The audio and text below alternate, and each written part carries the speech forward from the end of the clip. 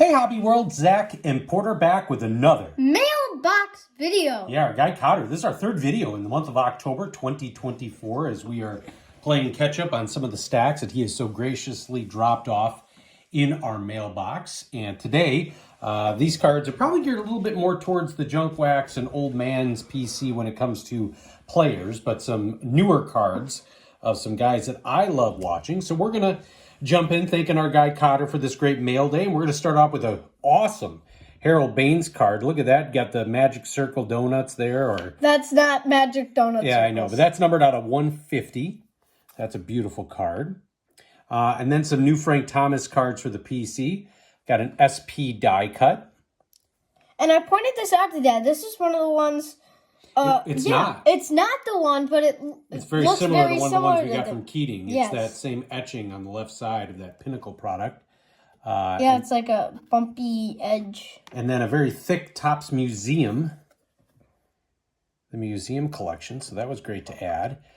We did have this one, but I wanted to point it out. So it's a leaf card. It looks like the normal one, but it's actually an information card, and that is on TCDB. So we had that. Yeah, and then he tossed in a Frank Thomas Bowman rookie card, which, you know, very interesting is when I was a kid, I never had that Bowman rookie card. Now I have a few, but that was not one that I was able to snag up, had the tops and the score. So now some new Carlton Fisk cards for the PC. Got one of these great Upper Deck cards from 2001. I thought we had that. That looks so familiar. And then also from 01, they did a Decade Dynasties. Like I said, a lot of the post-playing day career cards of Fisk are with him with the Red Sox. So we always like one with the White Sox. And here's an example of one. Just a beautiful Topps Chrome. I love that card. And that was the 1981 Topps Traded card, which always really liked that one. That one's actually a harder card to get for Pudge. It's more than $1 or $2. Then we're dipping into some football here. Got a cool Gale Sayers card here, representing his time with Kansas. Another great Bear running back, not on Gale Sayers level, but the A-Train out of Penn State, Anthony Thomas. He was a solid back. A Bears legend, also from the time, well, he was a good wide receiver, but he's been a mainstay on sports talk radio in Chicago on ESPN 1000, Tom Waddle. Out of 425, a Topps Chrome orange rookie card of Earl Bennett. Oh, I didn't realize that was numbered. 425 out of 425. Yeah, he was a good wide receiver. And then the gold variation of Fleer Ultra of Brian Urlacher. I can't tell if he's diving after a fumble there. He missed an interception. I don't know. Can't tell.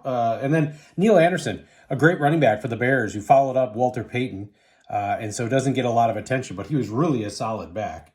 And then former Bear and now Hall of Famer Julius Peppers, his time with Carolina. And then we've got another Urlacher card. Always love these legends.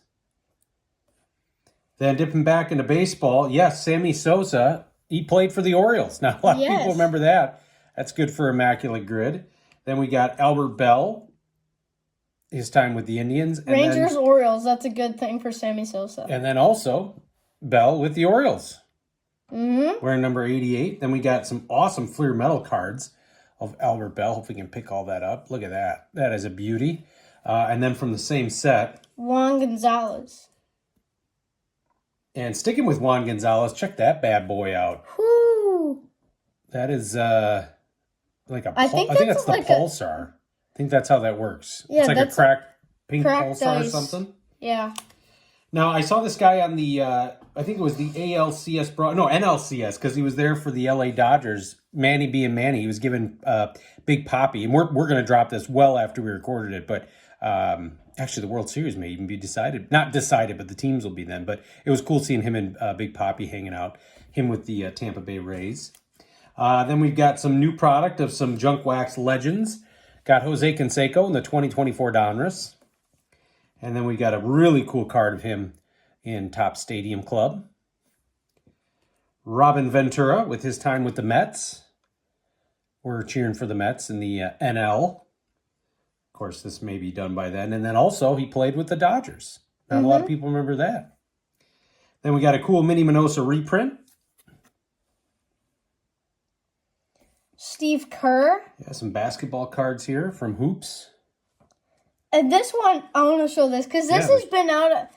on our card table. I want to say for like 1.5 months. Yeah, Elton Brand. So he was a draft pick in the Jordan era.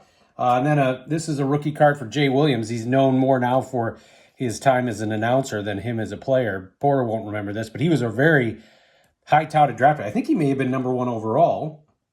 And he was out of Duke, and he got in a accident. He got in a motorcycle accident, I want to say. And his career was basically done.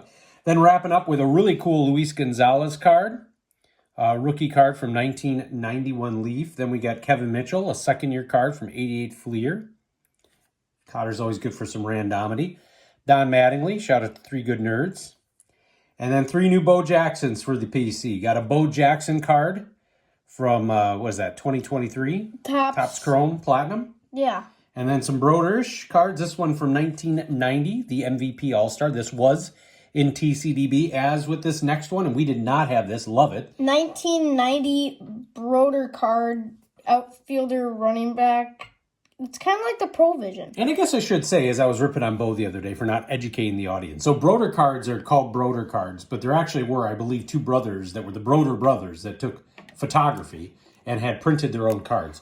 A lot of these cards, kind of like Kleenex with tissue, get categorized as Broder, but they're not. They just represent a time of cards where everybody was printing. I think our guy Nate over at Topps 85401 calls them basement cards, right? So they look like cards that were made in somebody's basement, and that's exactly what they are. They're awesome. In fact, as Bo over at 1 Million Cubs has learned, some of these sell for much higher than even some of the regular prints because I think a lot of people tossed them. They don't come up on eBay as much as maybe a 1988 Topps or 1990 Score Football. So it's always great to add those to the PC. Want to thank Cotter and want to thank you all for watching and subscribing. Bye-bye.